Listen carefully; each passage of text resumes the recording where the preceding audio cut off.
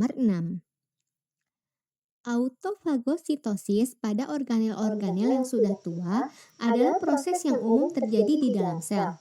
Gambar di bawah ini menunjukkan proses autofagositosis dari organel yang sudah tua.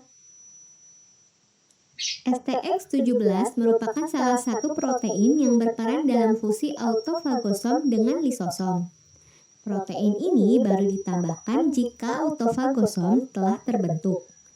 STX17 memiliki dua domain utama. Yang pertama berupa dua alpha helix transmembran yang menempel satu sama lain dengan glisin zipper dan dihubungkan oleh struktur beta turn. Domain kedua adalah domain sitoplasmik yang diduga berperan pada proses fusi di atas. Skema protein tersebut ada pada gambar berikut. Untuk memastikan fungsi dari STX17 beserta fungsi setiap domainnya, dilakukan percobaan menggunakan live cell imaging. Metode ini dilakukan dengan memfusikan protein STX17 dengan red fluorescence protein dan melabeli jenis protein lain yaitu FAM7 yang merupakan penanda untuk lisosom dengan GFP. Sehingga apabila terjadi fusi dari autofagosom dan lisosom, akan terjadi kolokalisasi atau perpendaran warna di tempat yang sama, dan terdapat fluoresensi berwarna kuning. Desain percobaan yang dilakukan antara lain 1. Penghilangan domain transmembran STX17 2. Penghilangan domain sitoplasmik STX17 dan 3. STX17 ditambahkan pada autofagosom yang belum matang.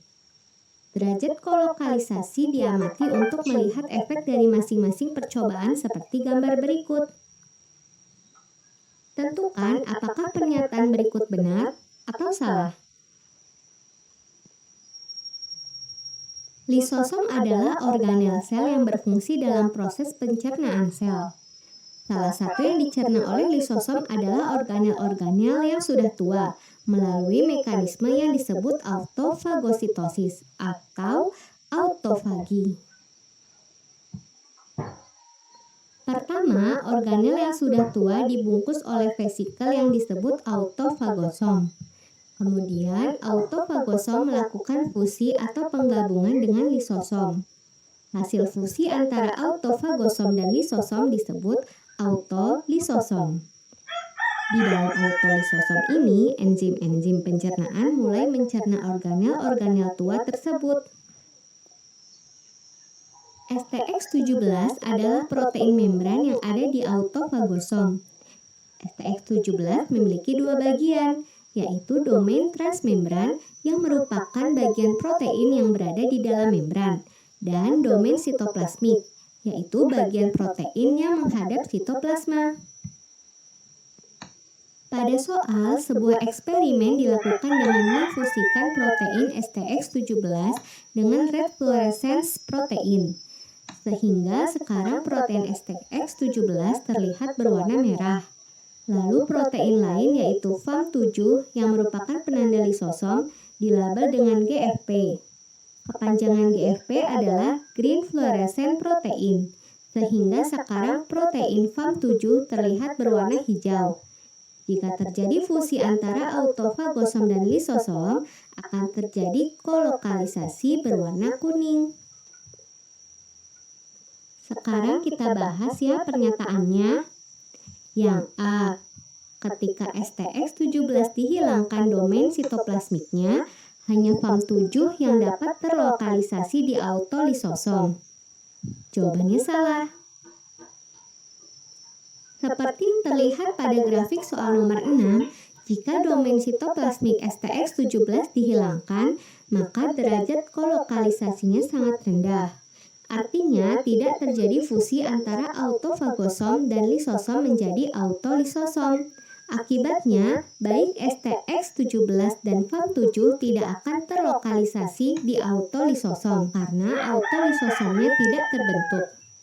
Jadi, pernyataan A yang benar harusnya ketika STX17 dihilangkan domain sitoplasmiknya, FAM7 tidak dapat terlokalisasi di autolisosom. Yang B. Fusi autofagosom dan lisosom membutuhkan STX17 yang utuh. Jawabannya benar.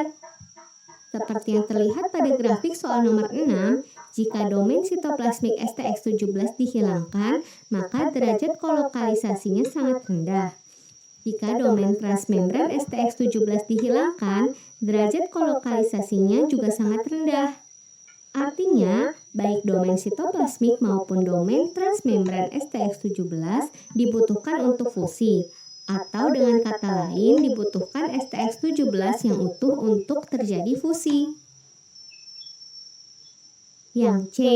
STX17 yang dapat ditambahkan pada autofagosom yang belum matang akan menginhibisi proses fusi dengan lisosom. Jawabannya benar.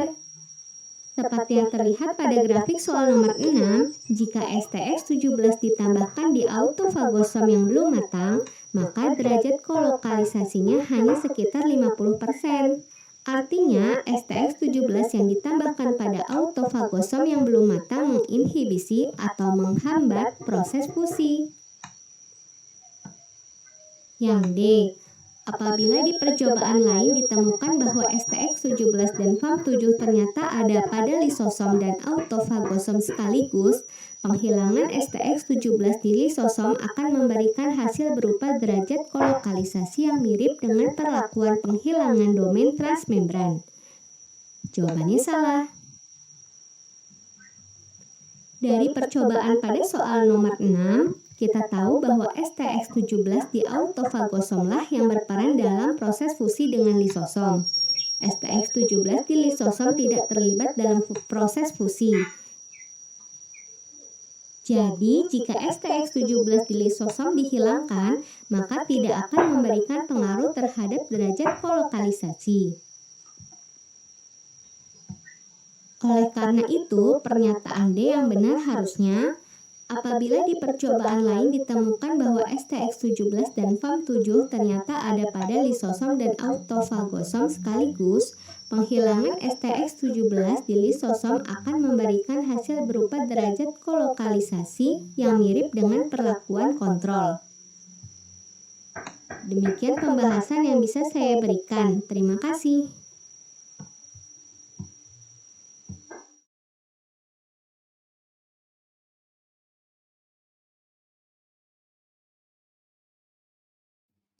Kali ini saya akan membahas soal OSK Biologi tahun 2019 nomor 41.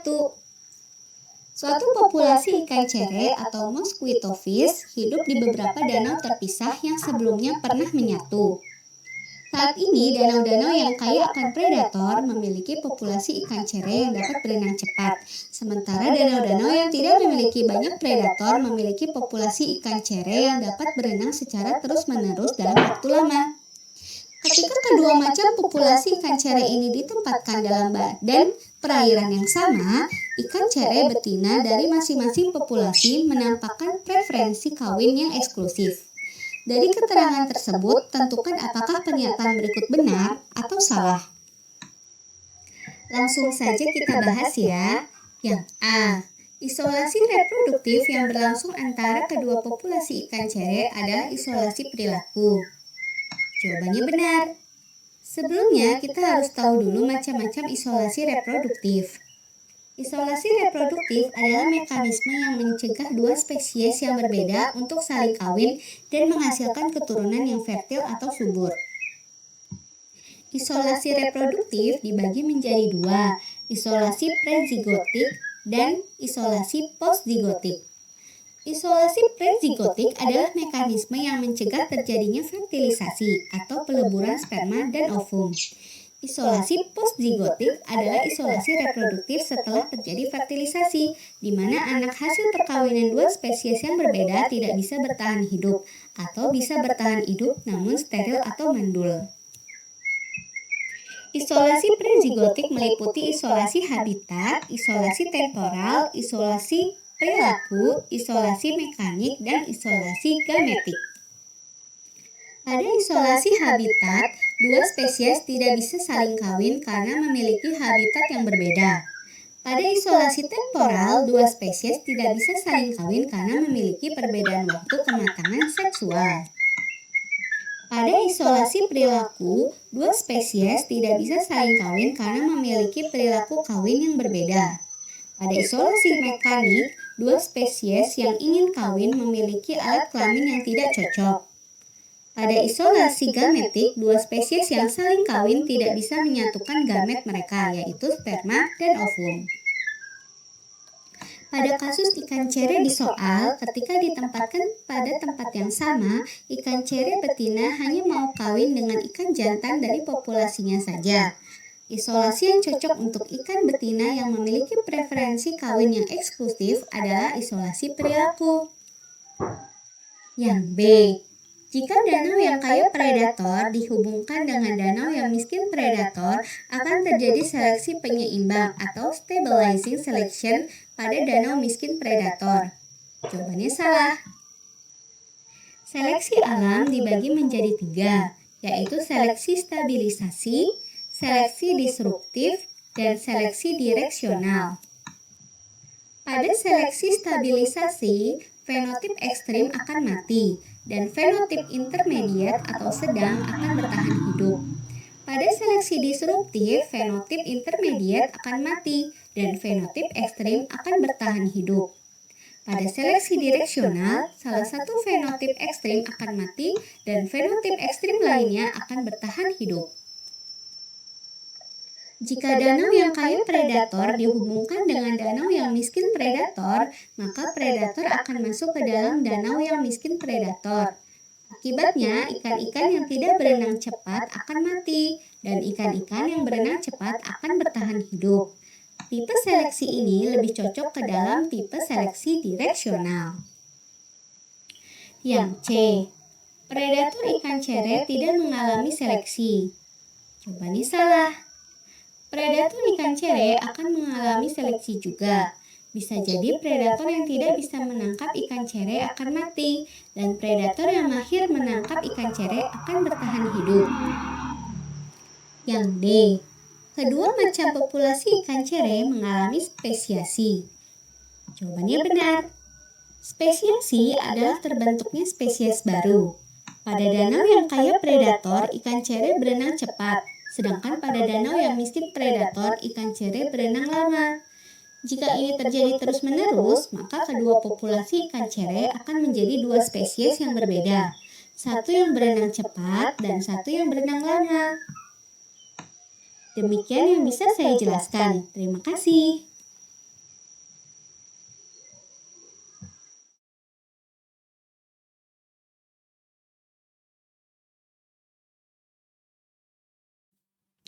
Di video ini saya akan membahas soal OSK Biologi tahun 2019 nomor 20 dan 21. Pertama, kita bahas nomor 20 dulu ya. Pencukuran rambut domba merupakan peristiwa yang dilakukan secara reguler untuk memperoleh bahan baku kain wol. Pemotongan rambut domba akan mengakibatkan adanya perubahan laju pertukaran panas antara domba dengan lingkungan, serta mengubah kondisi fisiologis dari domba tersebut. Tentukan apakah pernyataan berikut benar atau salah. Berdasarkan sumber panas tubuhnya, hewan terbagi menjadi ektoterm dan endoterm. Ektoterm adalah hewan yang panas tubuhnya mengambil dari lingkungan. Contoh ektoterm adalah invertebrata, ikan, amfibi, dan reptil. Endoterm adalah hewan yang panas tubuhnya berasal dari dalam tubuhnya sendiri, yaitu dari hasil metabolisme tubuh. Contoh endoterm adalah burung dan mamalia. Terdapat berbagai cara hewan endoterm untuk mempertahankan suhu tubuhnya saat suhu lingkungan turun.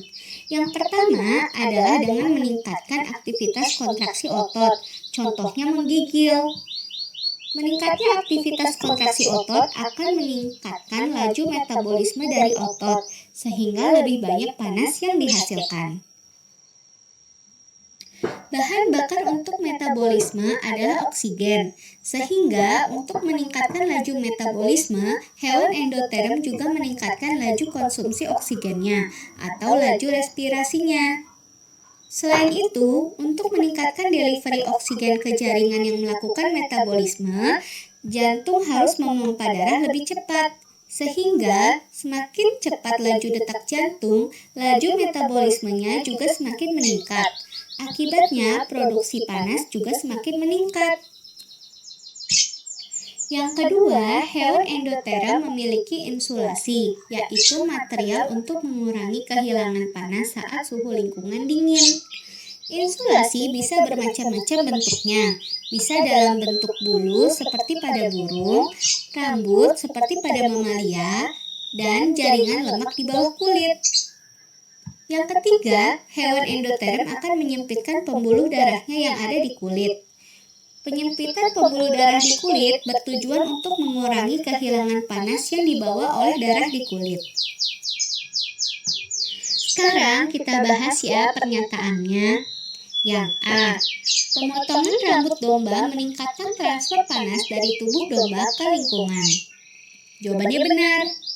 Rambut domba berfungsi sebagai insulasi untuk mengurangi kehilangan panas dari tubuh. Jika rambut domba dipotong, maka panas lebih cepat keluar dari tubuh. Yang B. Pemotongan rambut domba mengakibatkan penurunan detak jantung. Jawabannya salah. Pemotongan rambut domba akan meningkatkan transfer panas dari tubuh domba ke lingkungan. Akibatnya, domba butuh memproduksi panas lebih banyak lagi untuk mengganti panas tubuh yang hilang ke lingkungan. Untuk memproduksi panas, ia harus meningkatkan laju metabolismenya dengan bahan bakar oksigen, sehingga detak jantung akan meningkat untuk meningkatkan delivery oksigen ke jaringan. Yang C.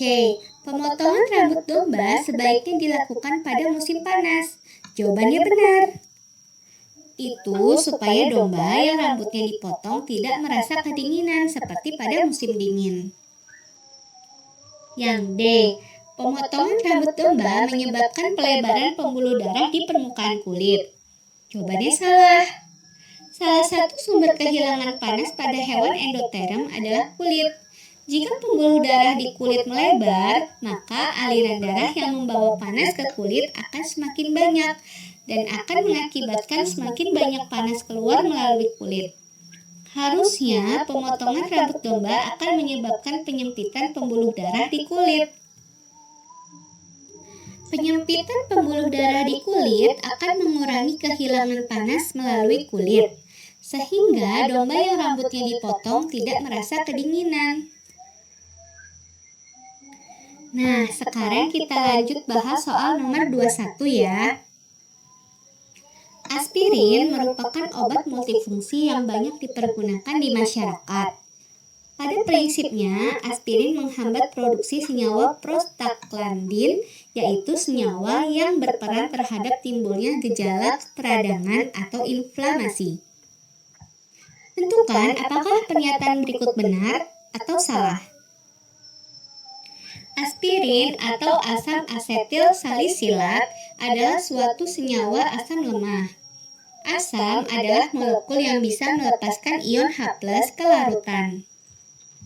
Semakin banyak ion H+ di dalam larutan, maka semakin asam larutan tersebut. Semakin asam suatu larutan, nilai pH-nya semakin rendah. Sebaliknya, semakin basa suatu larutan, nilai pH-nya semakin tinggi. Jika suatu larutan bersifat netral atau tidak asam dan tidak basa, maka nilai pH-nya adalah 7. Di bawah 7 itu asam, di atas 7 itu basa. Asam memiliki nilai pKa. Nilai pKa adalah suatu metode yang digunakan untuk menentukan kekuatan suatu asam. Semakin rendah nilai pKa, maka semakin kuat asam tersebut. Jadi, asam kuat, misalnya HCl, memiliki nilai pKa yang lebih rendah daripada asam lemah, atau misalnya asam asetat.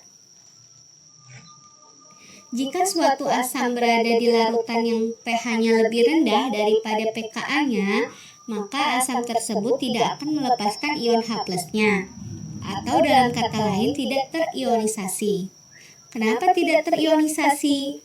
Ya karena larutan sudah banyak mengandung H+, tidak perlu ditambah ion H+ dari asam tersebut.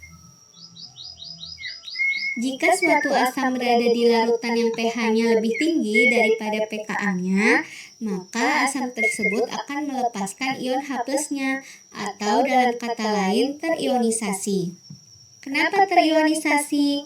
Ya, karena larutan kekurangan ion H+, sehingga perlu ditambah ion H+ dari asam tersebut. Sekarang kita bahas ya pernyataannya. Yang A. Obat ini lebih banyak berada dalam bentuk asam asetil salisilat di lambung dan ion asetil salisilat di usus halus. Jawabannya benar. Di dalam lambung, suasananya sangat asam karena mengandung HCl yang merupakan asam kuat. Kira-kira pH-nya adalah 2. Sekarang, aspirin adalah asam lemah. Nilai pKa asam lemah lebih tinggi daripada asam di lambung. Kita misalkan pKa-nya sekitar 4. Karena pH lambung lebih rendah daripada pKa aspirin, maka aspirin tidak akan terionisasi.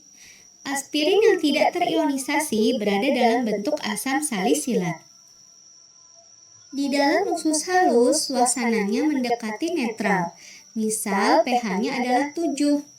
Karena pH usus halus lebih tinggi daripada pKa aspirin, maka aspirin akan terionisasi. Aspirin yang terionisasi berada dalam bentuk ion asetil salisilat. Yang B. Ion asetil salisilat lebih mudah diserap oleh sistem pencernaan daripada asam asetil salisilat. Jawabannya salah. Semua zat yang diserap oleh sistem pencernaan harus melewati membran sel sistem pencernaan. Membran sel sistem pencernaan tersusun atas lipid bilayer. Ion atau molekul bermuatan tidak dapat melewati membran sel secara langsung, tetapi harus melewati protein transport. Sedangkan asam asetil salisilat itu tidak bermuatan, dan dilihat dari strukturnya, asam asetil salisilat mengandung cincin benzen yang merupakan hidrokarbon. Hidrokarbon merupakan senyawa hidrofobik, sehingga bisa melewati lipid bilayer secara langsung karena sama-sama hidrofobik. Jadi, yang lebih mudah diserap oleh sistem pencernaan adalah asam asetil salisilat, bukan ion asetil salisilat. Yang C. Setelah diserap oleh sel-sel epitel penyusun saluran pencernaan, obat tersebut akan lebih banyak dalam bentuk ion asetil salisilat di sitoplasma. Jawabannya benar. Sitoplasma memiliki pH yang netral, yaitu sekitar 7,2. Berarti pH sitoplasma lebih tinggi dibandingkan pKa aspirin. Jika pH di lingkungan lebih tinggi daripada nilai pKa suatu asam, maka asam tersebut akan terionisasi. Yang D. Konsumsi aspirin dengan dosis berlebihan dapat memicu terjadinya pendarahan dan tukak lambung atau luka pada lambung. Jawabannya benar. Seperti yang terlihat pada gambar soal, aspirin menghambat perubahan arachidonic acid menjadi prostaglandin yang berfungsi untuk meningkatkan agregasi platelet dan menghambat produksi asam lambung. Jika tidak ada prostaglandin, maka tidak akan terjadi agregasi platelet sehingga pembekuan darah terhambat, serta produksi asam lambung tidak terhambat, sehingga akan terjadi produksi asam lambung yang berlebihan yang akan memicu penyakit tukak lambung.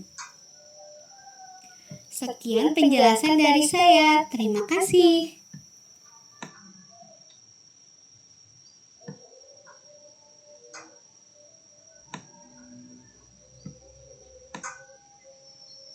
Di video ini, saya akan membahas soal OSK Biologi tahun 2019 nomor 19. Gambar berikut ini adalah mekanisme pengaturan pernafasan dan kurva disosiasi oksigen Hb. Tentukan apakah pernyataan berikut ini benar atau salah. Hemoglobin atau disingkat Hb adalah protein pembawa oksigen yang ada di dalam sel darah merah. Kurva disosiasi oksigen Hb adalah kurva yang menunjukkan hubungan antara persentase hemoglobin yang berikatan dengan O2 atau jenuh dengan O2 dengan tekanan parsial oksigen yang ada di dalam darah. Semakin tinggi tekanan parsial oksigen yang ada di dalam darah, misalnya pada aliran darah paru-paru, semakin tinggi persentase Hb yang jenuh dengan oksigen. Jika kurva bergeser ke kanan, itu artinya hemoglobin sedang melepaskan banyak O2 ke jaringan. Salah satu kondisi yang menyebabkan Hb melepaskan banyak oksigen yaitu tingginya konsentrasi CO2 dalam darah, sehingga pH darah semakin rendah atau asam. Jika kurva bergeser ke kiri, itu artinya hemoglobin semakin kuat mengikat oksigen atau sedikit melepaskan oksigen. Salah satu kondisi yang menyebabkan Hb berikatan kuat dengan oksigen adalah tingginya konsentrasi O2 di dalam darah, sehingga pH darah semakin tinggi atau basa. Hal ini bisa disebabkan karena hiperventilasi atau bernapas dengan cepat ketika berada di dataran tinggi. Sekarang kita bahas ya jawabannya. Yang A. Pekerja Trans Papua yang baru sampai di pegunungan tengah Papua akan mengalami hiperventilasi yang disebabkan oleh adanya sinyal melalui jalur B. Jawabannya benar. Seperti yang terlihat pada gambar kiri, jalur B mengindikasikan low oxygen level atau kadar oksigen yang rendah. Kadar oksigen rendah dapat ditemukan pada daerah dataran tinggi seperti di pegunungan tengah Papua. Yang B. Seorang pelari jarak pendek mengalami hiperventilasi setelah menyelesaikan lomba. Hal ini disebabkan oleh adanya sinyal yang dikirimkan oleh jalur A. Jawabannya benar. Setelah kita berlari, jaringan kita banyak menghasilkan CO2 yang merupakan hasil metabolisme yang tinggi saat olahraga. CO2 yang tinggi menyebabkan pH darah turun, seperti yang terlihat pada gambar kiri. Jalur A mengindikasikan peningkatan CO2 atau penurunan pH darah. Yang C. Pekerja Trans Papua yang baru sampai di pegunungan tengah Papua akan mengalami pergeseran kurva disosiasi oksigen Hb ke arah kanan. Jawabannya salah. Pekerja Trans Papua akan mengalami hiperventilasi di dataran tinggi, sehingga kadar O2 di dalam darahnya meningkat. Akibatnya, kurva disosiasi akan bergeser ke kiri. Yang D. Sehabis berlari, kurva disosiasi oksigen Hb pelari jarak jauh bergeser ke arah kanan. Jawabannya benar. Sehabis berlari, darah mengakumulasikan banyak CO2, hasil dari metabolisme. Tingginya kadar CO2 akan menggeser kurva ke arah kanan. Demikian yang bisa saya jelaskan. Terima kasih.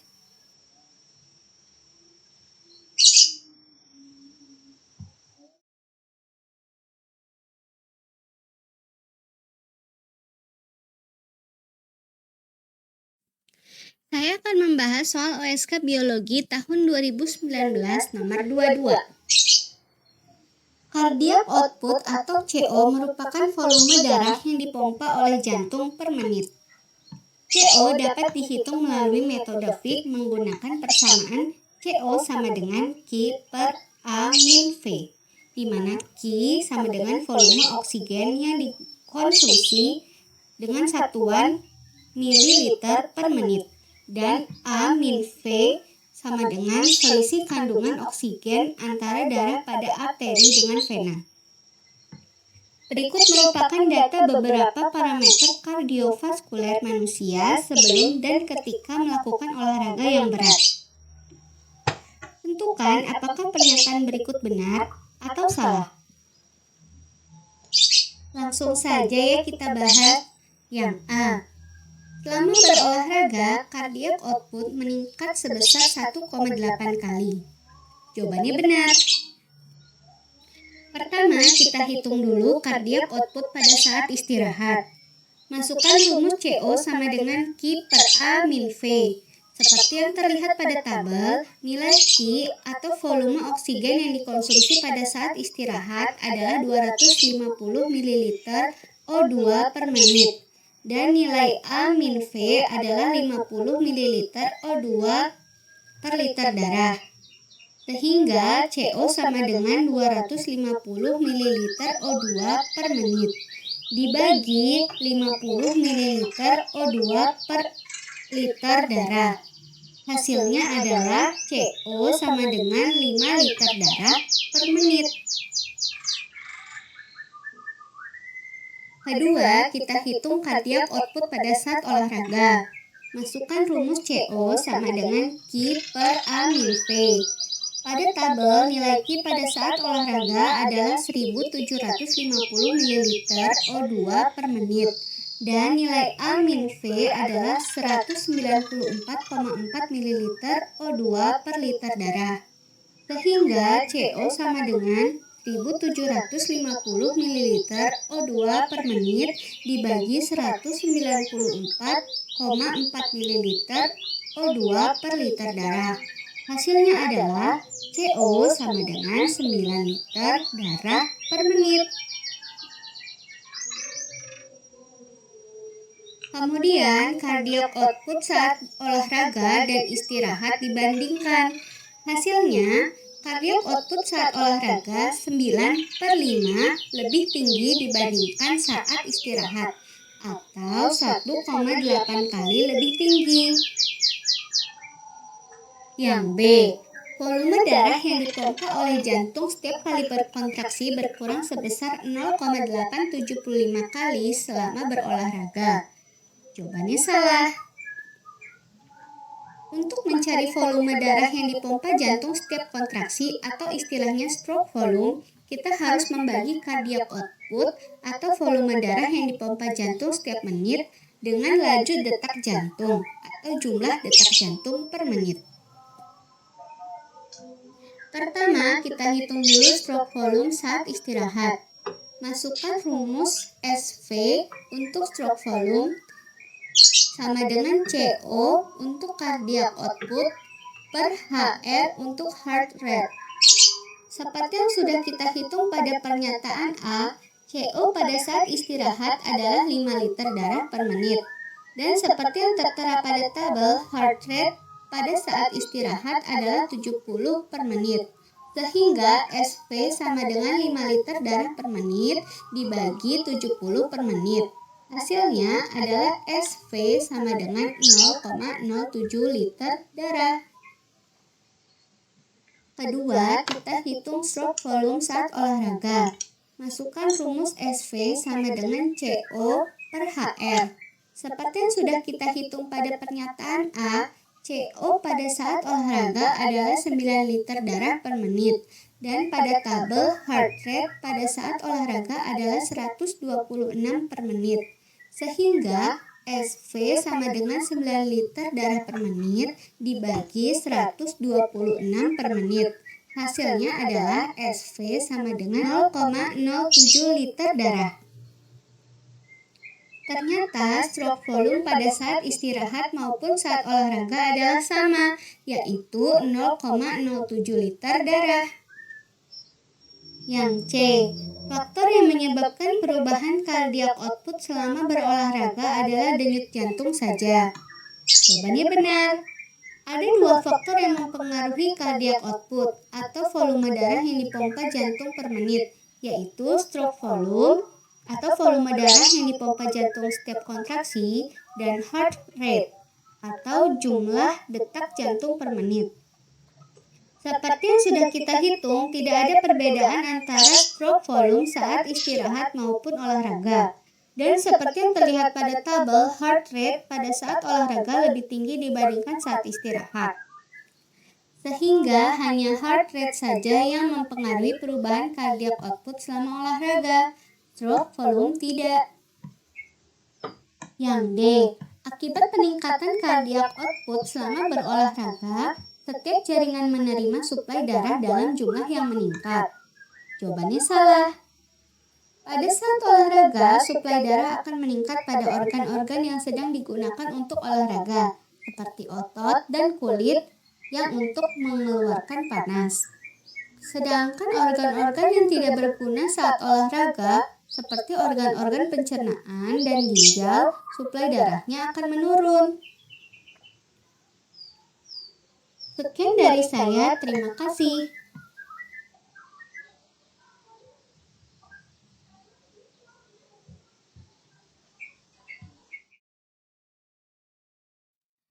Kali ini saya akan lanjut membahas soal OSK Biologi tahun 2019 nomor 24.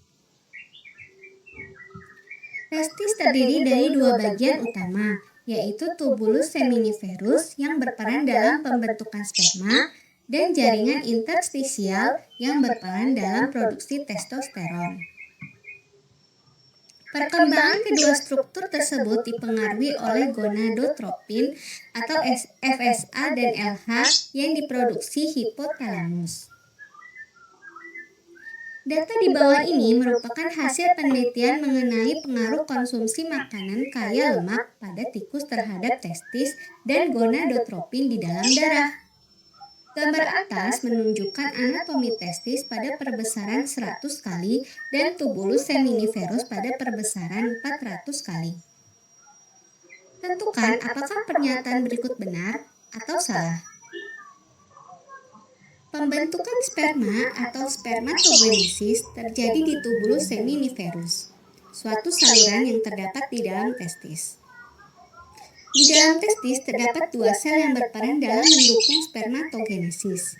Yang pertama adalah sel Sertoli yang ada di dalam tubulus seminiferus. Sel Sertoli berfungsi untuk memberi makan sperma yang sedang berkembang. Yang kedua adalah sel Leydig yang ada di jaringan interstisial testis. Sel Leydig yang berfungsi untuk menghasilkan hormon testosteron.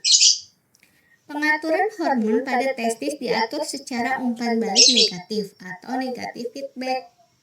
Kelenjar hipotalamus menghasilkan hormon GnRH atau gonadotropin releasing hormone. GnRH akan memicu kelenjar pituitari anterior untuk menghasilkan gonadotropin. Terdapat dua macam hormon gonadotropin, yaitu FSA dan LH. FSH memicu sel Sertoli di dalam testis untuk memberi makan sperma dan juga menghasilkan hormon inhibin. Sedangkan LH memicu sel Leydig untuk menghasilkan testosteron. Hormon testosteron berfungsi untuk memicu terjadinya spermatogenesis. Sekarang kita bahas ya pernyataannya. Yang A. Jika dilakukan perhitungan jumlah sperma dan kadar testosteron di dalam darah, maka tikus yang mengkonsumsi banyak lemak memiliki jumlah sperma yang lebih tinggi dan testosteron yang lebih rendah dari kontrol. Jawabannya salah. Seperti yang terlihat pada gambar, tikus yang mengkonsumsi banyak lemak atau HFD memiliki serum FSA dan LH yang lebih rendah daripada kontrol. Rendahnya FSA dan LH akan berakibat pada menurunnya aktivitas sel Sertoli untuk memberi makan sperma yang sedang berkembang dan menurunnya aktivitas sel Leydig untuk menghasilkan hormon testosteron. Akibatnya, jumlah sperma akan menurun karena kurangnya makanan yang diberikan oleh sel Sertoli dan juga kurangnya hormon testosteron. Yang B. Hasil percobaan mendukung hipotesis bahwa FSA dan LH menghambat produksi sperma dan testosteron di testis. Jawabannya salah. FSA dan LH memicu produksi sperma dan testosteron. Yang C. Konsumsi makanan berlemak tinggi dapat menurunkan fertilitas. Jawabannya benar. Seperti yang terlihat pada grafik, konsumsi lemak tinggi atau HFD menurunkan serum FSA dan LH yang berakibat pada menurunnya produksi sperma. Jika produksi sperma menurun, fertilitas atau kesuburan juga menurun. Yang D. Tubulus seminiferus dari tikus yang mengkonsumsi makanan dengan lemak tinggi tidak mengandung sel-sel spermatogonia. Jawabannya salah. Sel-sel spermatogonia adalah sel-sel yang ada di dalam testis yang akan menjadi sperma jika dipicu oleh hormon testosteron. Sel-sel spermatogonia berada di dinding tubulus seminiferus. Spermatogonia akan berubah menjadi spermatosit primer, kemudian spermatosit sekunder, kemudian spermatid, dan terakhir akan berkembang menjadi sperma. Selama perkembangan tersebut, sel akan semakin ke bagian tengah dari lumen tubulus seminiferus. Penurunan kadar hormon testosteron akibat mengkonsumsi makanan dengan lemak tinggi akan menyebabkan banyak sel spermatogonia gagal berubah menjadi sperma. Jadi, sel spermatogonianya masih tetap ada, tidak hilang. Selain itu, seperti yang terlihat pada gambar sayatan testis, sel-sel spermatogonianya masih ada pada perlakuan lemak tinggi atau HFD. Demikian yang bisa saya jelaskan. Terima kasih.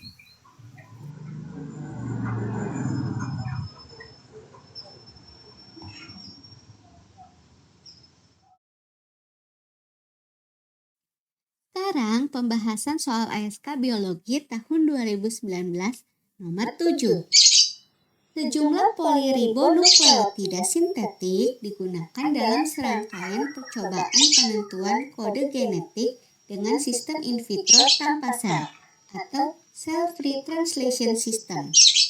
Dari percobaan sebelumnya diketahui bahwa kode asam amino dibaca dalam urutan 3 nukleotida atau triplet.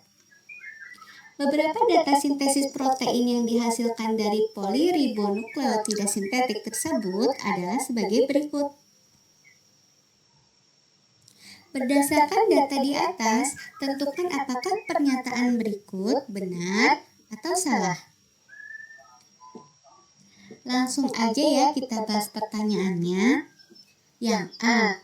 Translasi pada percobaan di atas dimulai dari basa pada ujung 5 aksen poliribonukleotida sintetik ke arah 3 aksen. Jawabannya benar. Walaupun sintesis protein ini tanpa sel, tapi tetap menggunakan ribosom.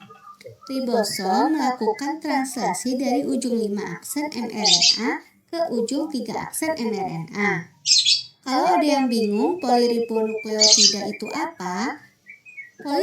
Poliribonukleotida itu adalah nama lain dari RNA.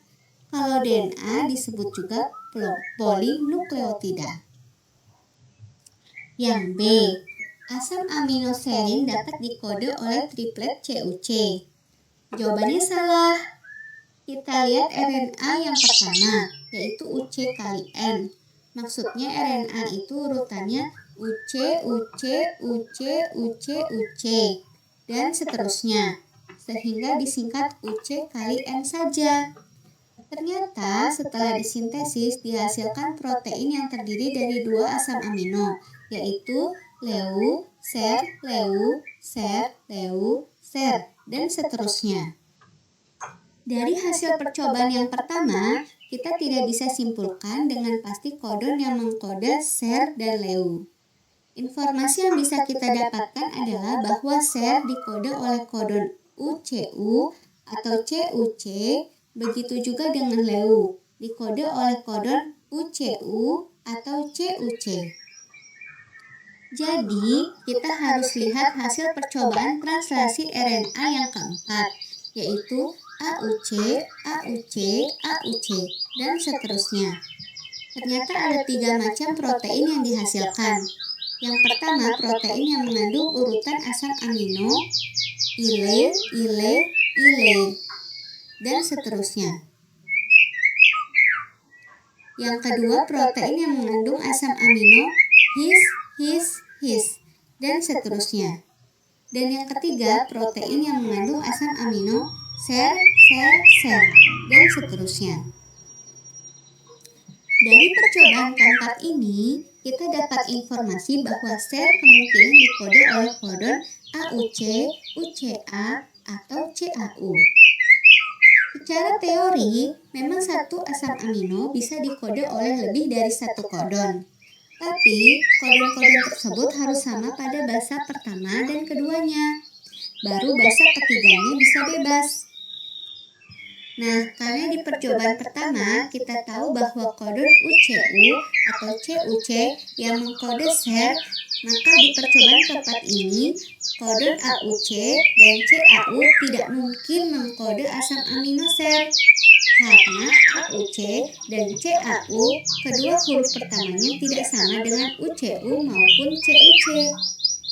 Satu-satunya kandidat dari percobaan keempat adalah kodon UCA, di mana huruf pertama dan keduanya sama dengan kodon UCU pada percobaan pertama.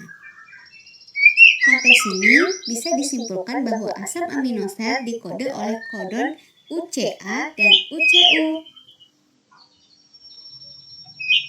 Yang C, asam aminoleusin dapat dikode oleh lebih dari 3 kodon berbeda. Jawabannya benar. Karena dari pembahasan pernyataan B, kita sudah tahu bahwa ser dikode oleh kodon UCA dan UCU. Maka, jika dilihat pada percobaan pertama, leu sudah pasti dikode oleh kodon CUC. Pertanyaannya sekarang, berapa kodon yang mengkode leusin? Kita lihat pada percobaan translasi RNA yang ketiga, yaitu UC, UC, UC, dan seterusnya.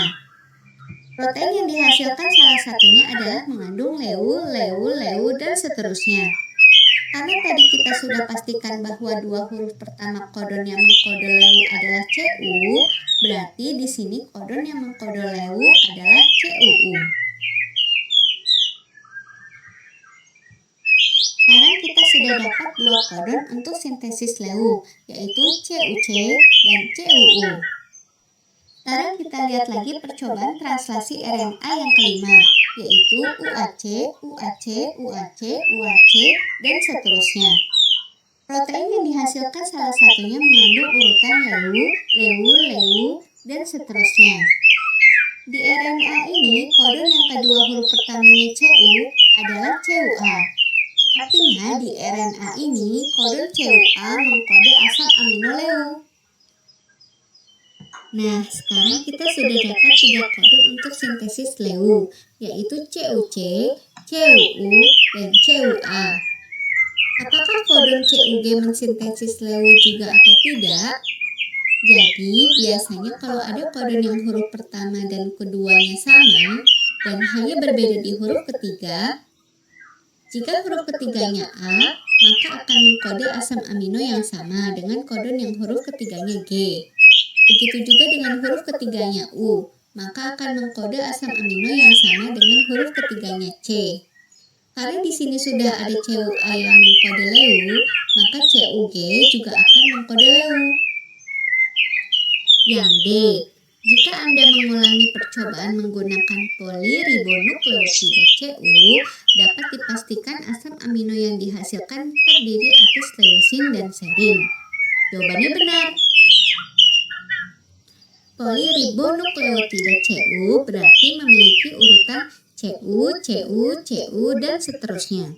Karena ada CUC dan UCU, maka asam amino yang dihasilkan adalah leu dan ser. Sekian dari saya. Terima kasih.